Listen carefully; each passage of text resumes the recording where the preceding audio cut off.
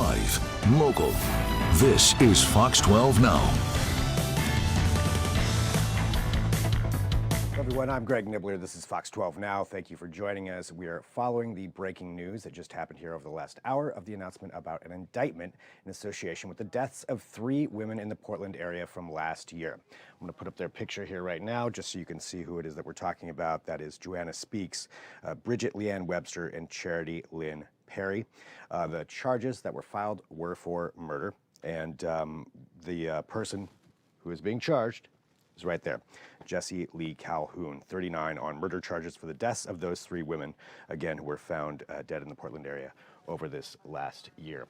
And this press conference that just came out, we're actually going to be playing that in full so that you can see what was all said there. Multiple law enforcement agencies were involved in this, and naturally they all speak. There are some questions that are asked and answered during that. One of the big things that was brought up was that it is an active investigation. If you followed along with this, there were 5 women who were murdered under suspicious circumstances, or at least were found and believed to be over this last year. 3 now were associated with this charge. The other 2 were brought up during this press conference, and all that was said was that there is an active investigation. So that's what we know about that. Again, that will be addressed during the press conference that we're going to replay for you.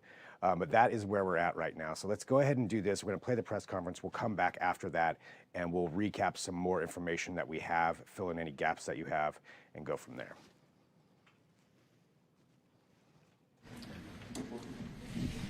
All right, good afternoon. Thanks for joining us. My name is Mike Benner. I am the Public Information Manager here at the Portland Police Bureau.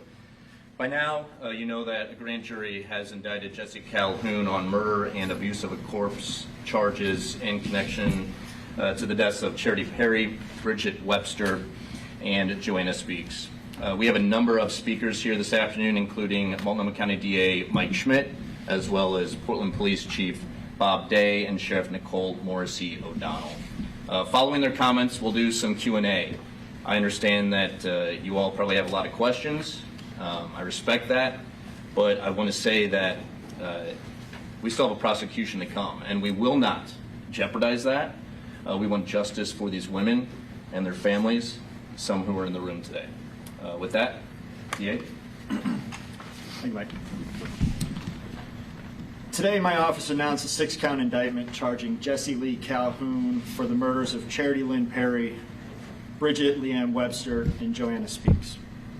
I want to acknowledge the families of these women who I got a chance to talk with today, and the deep pain and the grief they're experiencing in this process. This community holds you in our hearts and is here to support you.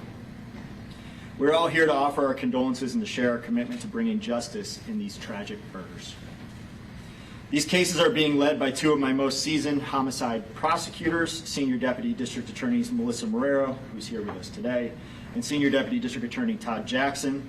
They both bring a tremendous amount of empathy to their work, combined with a sharp legal acumen. I'm confident in their ability to successfully prosecute these cases. As you were told, the grand jury returned indictments on 3 counts of murder in the 2nd degree and 3 counts of abuse of a corpse in the 2nd degree. As with the majority of homicides, these cases are complex, and it has required a significant investigation involving many different law enforcement agencies. I'm grateful to those agencies for their collaboration and their help in getting us to the point where we were confident in presenting these cases to the grand jury. There's still more work to be done. Investigations are ongoing. And with that, I'm going to let the sheriff and then the chief speak to that. Thank you, DA Schmidt. I'm Sheriff Nicole Morrissey O'Donnell. Today's indictment of Jesse Calhoun marks a significant step toward justice for 3 women, Charity Lynn Perry, Bridget Webster, and Joanna Speaks, their families, and our community. We recognize that until today, there have been many questions and that their deaths have caused fear and anxiety across our area and for the families who have been waiting for answers. We want our community to know that all of us in public safety have been working tirelessly to achieve this result, and that public safety, your safety,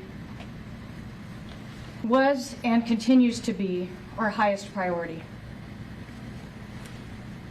We do greatly appreciate the public's patience to reach this point today.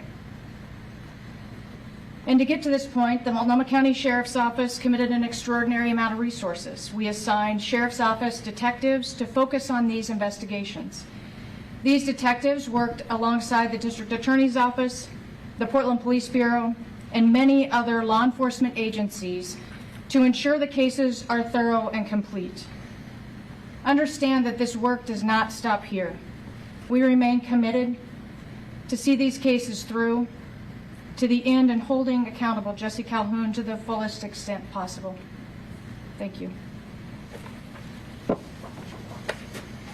Thanks, Sheriff.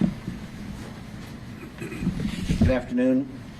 I want to echo some of the same comments we've already heard, specifically to the families and for your loss. It's a tremendous responsibility that we have in the area of public safety to constantly be advocating for the sanctity of life in all that we do. And today is a gratifying day to acknowledge these indictments, but it's also a very somber day. A day to remember the lives lost and the sacrifice that these families are experiencing in that loss. And although we cannot bring them back, we will do our very best to find justice and resolution in this process on your behalf. I do want to emphasize and recognize, as already mentioned, the extensive collaboration that went into this investigation. The Portland Police Bureau's partnership with agencies behind me, as well as several in the Tri-County area, is ongoing, but has been extensive. And we've been engaged from the very beginning, taking strong investigative steps, marshaling all the resources that we have to bear to come to successful conclusion, or at least a successful point in time as we are right now, certainly not a conclusion. And we're 100% committed to continuing this work around this case and any other information that might become available. So just know that we're not done, and we are very much aware of the impact this has had on our community as a whole. And our desire here today is to message to those, as the sheriff said so well, that we are engaged, we take this responsibility seriously, and we intend to continue our commitment to provide the highest level of safety to the community. Thanks. All right, thank you, Chief. Thank you, Sheriff, and thank you, DA Schmidt. We do have some time for some Q&A. Again, the investigations are ongoing. The prosecution is still to come. We will not share information that jeopardizes any of them. That would be incredibly harmful. With that, please state your name and who you'd like to ask a question to. Connor, we'll start with you. Connor McCarthy with Fox 12. I know there are two other women who were kind of lumped in throughout the year. They were named on the indictment. Are those cases still under investigation at this time? To anyone that can answer that question. Yes, there are continuing to be investigations ongoing. So what the grand jury has returned is the evidence that we presented on those cases, and other cases continue to be investigated. So I think there were three other women, Kristen Smith, Ashley Real, and an unidentified woman. Are all three of them still being investigated in connection with Jesse Calhoun? I'll let my senior deputy talk about that. Hi, good morning. We are still very much investigating the deaths of Kristen Smith and Ashley Real with our partners here, as well as the Clackamas County DA's office and other investigators. The sixth woman we have determined was not a homicidal death, and so the sixth woman is not at this point being investigated further. And then the last time there was an update on this case, Joanna Speaks was not being linked with Calhoun.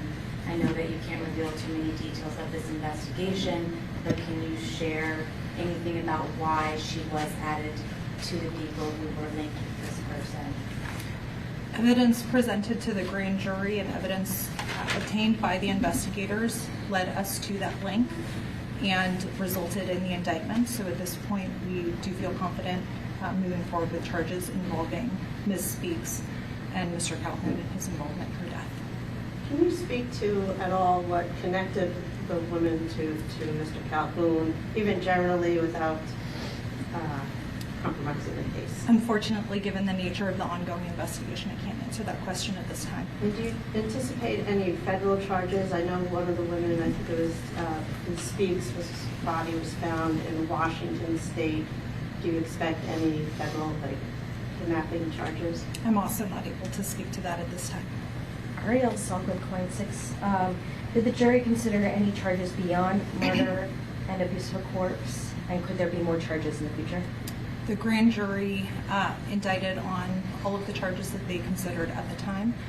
Additional charges could move forward if additional evidence were presented to them.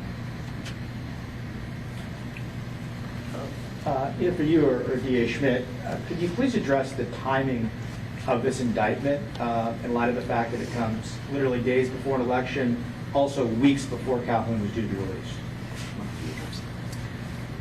Thank you. The timing of the grand jury convening was set last year. The arrest of Mr. Calhoun was not directly related to these charges, and so we knew, because he had been arrested, we knew that his release date would be coming in early June. We knew that we would need to move forward with an indictment by that time. The date of the specific indictment was based on the date that we concluded testimony. The grand jury voted yesterday.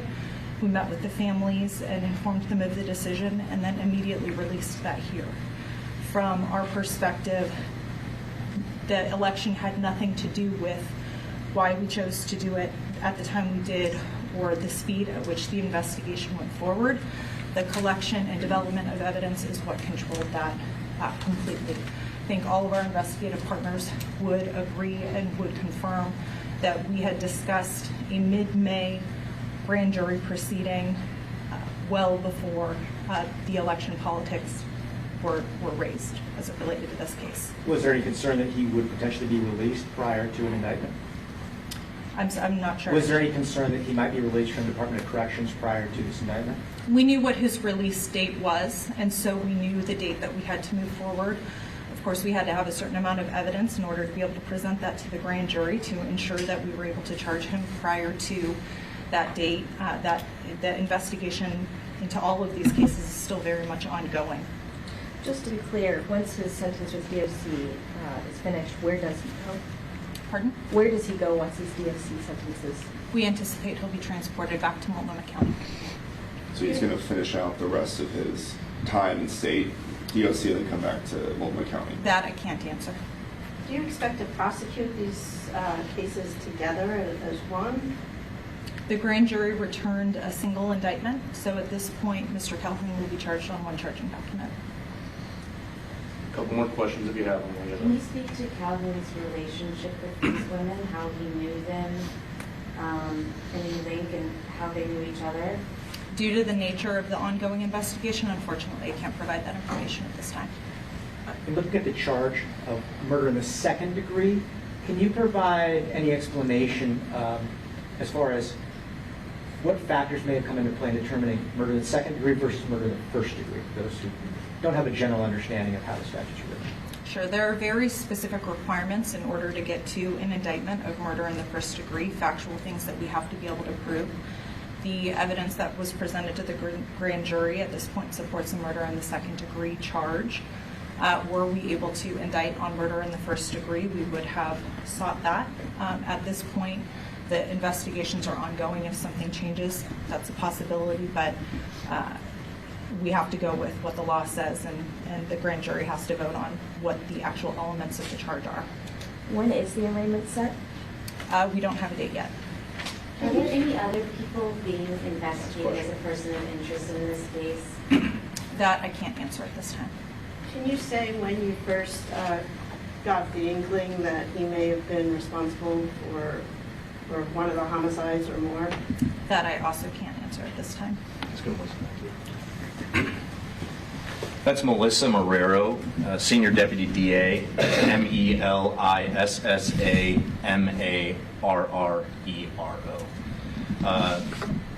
Lastly, again, anyone with information about Jesse Calhoun is urged to reach out to our detectives. They are mentioned in the release that went out this morning from the Multnomah County DA's office. With that, I thank you for attending. Appreciate it. All right, so we're going to go back to that here in just a minute because there is a little bit more after that. But to recap where we were, so you were hearing from Multnomah County Deputy District Attorney Melissa Marrero, who was speaking there, answering a number of the questions that I think a lot of people have, which is associated with obviously the murder charges in association with these 3 women, and then also the other 2 women that over the course of the last year and a half or so have been generally put together with this. And so there were no charges for those other 2 women, and those other 2 deaths, just to give their names, Kristen Smith and Ashley Rayall.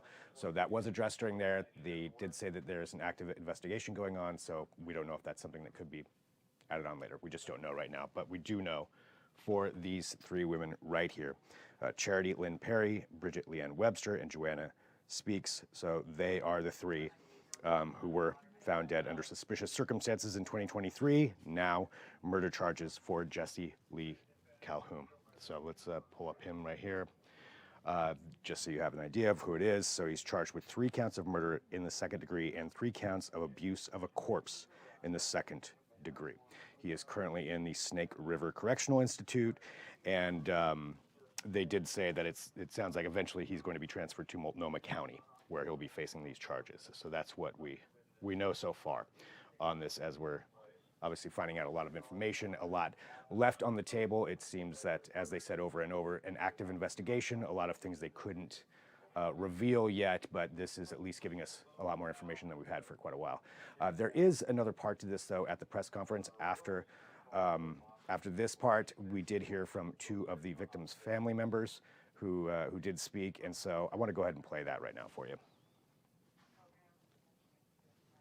There's a few things that I wanted to say, and one of the first ones was that it's been very, very frustrating for us families not to have answers, but I've also had to put back in my mind that these people they cared more about justice for Charity than they did for my feelings. I have to have a level of respect for that. I do. Second, a lot of the public has felt that nothing has been happening this whole time. And I want to tell you that these detectives have worked so hard, and they have made sure that they knew that we were working. Even though they wouldn't give me the answers, I knew they had answers because they wouldn't give them to me. And then third is just because not all of these girls, no, I'll add that, but just because not all of these girls their charges have been brought up yet for the other families does not mean that we aren't still standing beside them. We're still together the whole way, always. We've done a lot of investigating all year. Diana, Ariel, and my family, fighting, trying to help our wonderful detectives, where are they? With this case, and since it's still an active investigation for my daughter Kristen Smith and Ashley Rayall, that we just keep going. We keep waiting, we keep praying, and stay hopeful. And we know we've got the best of the best with Melissa and our homicide team, so we got this. We stay hopeful that we soon can get justice for them as well. Thank you. Thank you. All right, so there we go, hearing from 2 family members right there, one of those being the mother of Kristen Smith, who was not brought up in these charges, but still an active investigation associated with her death as well. So this is the news that we have so far. Again, tried to recap everything that we have on there, but at kptv.com we've got a lot more, but just a quick recap. So Charity Lynn Perry, Bridget Leanne Webster, Joanna Speaks, all 3 women who were found dead under suspicious circumstances, now has been confirmed by the DA that Jesse Lee Calhoun is being charged for their murder. And that's where we're at right now. So clearly a lot more to come from this, as I mentioned. And as they said in that press conference, a lot that they can't say yet. So we'll wait to see what else we can find out. Certainly we will bring that for you, though, as soon as we do. We'll have more coverage of this throughout the afternoon. I would expect we'll be hearing from some more people as well. So please stay tuned to kptv.com. Follow Fox 12 Oregon. Of course, we've got a regular newscast at 4 p.m. But if there's any more breaking news throughout the afternoon, we'll be here with Fox 12 Now. I'm Greg Nibbler, and we'll bring that to you as soon as we have it. So this is one way that we can get this information out to you. We're live streaming on Facebook, YouTube, our website, and our apps. So any one of those places is a good place to go. But this is it for right now. Thanks for tuning in. I'm Greg Nibbler. This is Fox 12 Now.